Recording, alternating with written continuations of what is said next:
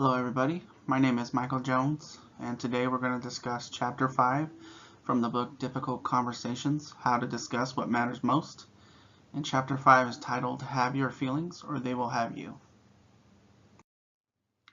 So this chapter is about feelings and how important they are in the conversation. And the author feels there are three main areas that are integral parts of a difficult conversation in order to get through that difficult conversation. Before feelings, there's the what happened conversation, which is where we focus more on examining the circumstances and things about ourselves, our backstory that go into how we develop our thoughts about the situation, and focusing more on that instead of focusing on blame and things of that nature. What the author refers to as the truth assumption, which is to say, I must be right and you must be wrong. The feelings conversation is about how important it is to have feelings in the conversation and stem from our need to feel validated, and we question things like, are our feelings valid? Should we be addressing our feelings? Is there a reason why we shouldn't be addressing our feelings? Should we address the feelings of others? And sometimes we think that addressing our feelings, sometimes it's more convenient not to do that, or sometimes it seems even inappropriate for some reason, especially it could be in a professional situation. But the author will explain why that oftentimes leads to worse results when we suppress our feelings. The identity conversation, the third element, has to do with what does the situation mean to us and to our self-esteem. And I felt the feelings conversation was important because it's something that I struggle with at times to express my feelings effectively without letting them get too much to a point. And so we're going to go over some of those aspects. To begin with, the author just wanted to make it really clear that feelings are in fact a very important part of a conflict or of a difficult conversation.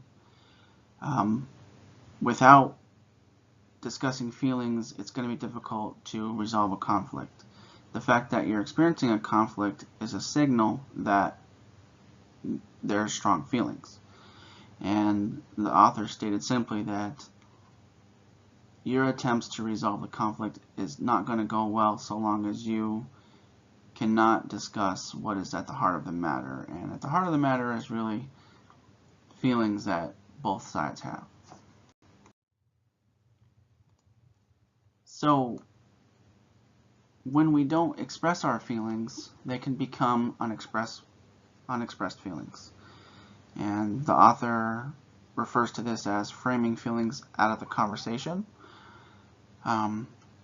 If you're having a disagreement about money, but there's really unexpressed feelings about a change in your relationship with someone, then that's framing feelings out of the conversation. And when we frame feelings out of the conversation, we're only lending the conflict to escalate further, and eventually it might morph and kind of become worse than it originally was.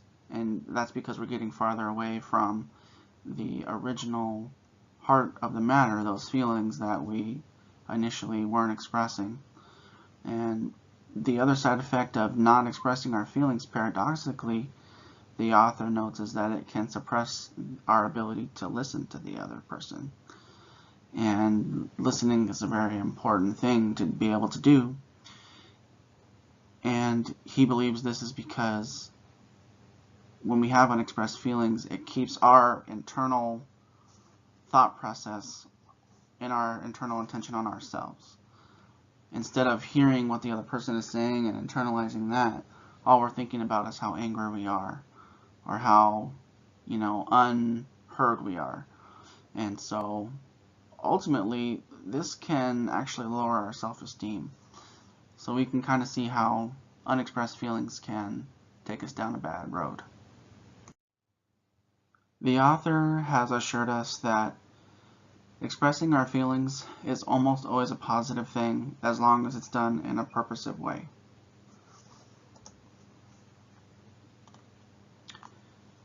While the drawbacks of avoiding feelings are inevitable, the drawbacks of sharing feelings are not necessarily. And so he wants us to examine our emotional footprint. It's normal for us to have feelings. We're sometimes taught or conditioned to think that we shouldn't get upset or we shouldn't cry, but these are normal human emotions. And human nature means that we're not always going to have good feelings.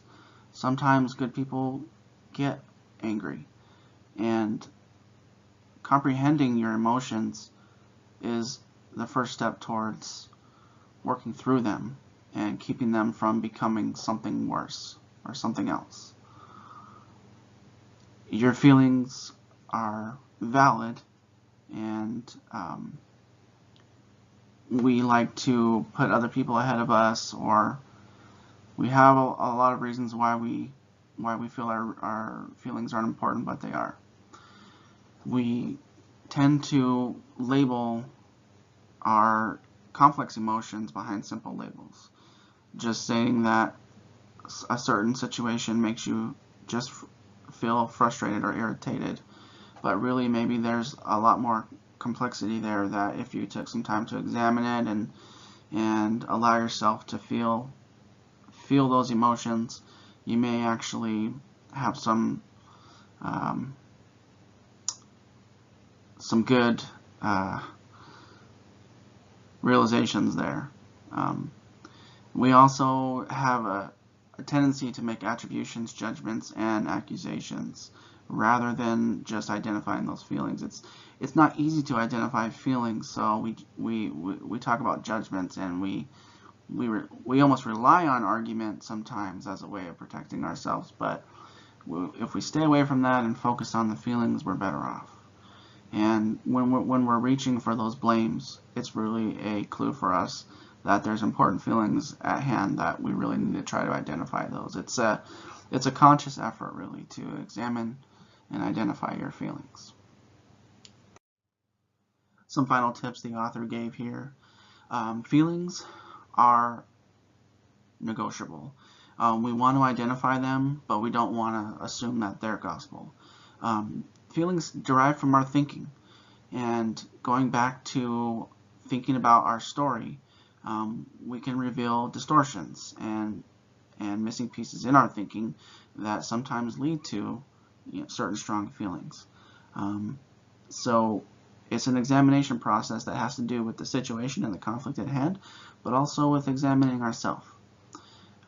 Also making sure to understand the difference between venting and describing feelings carefully.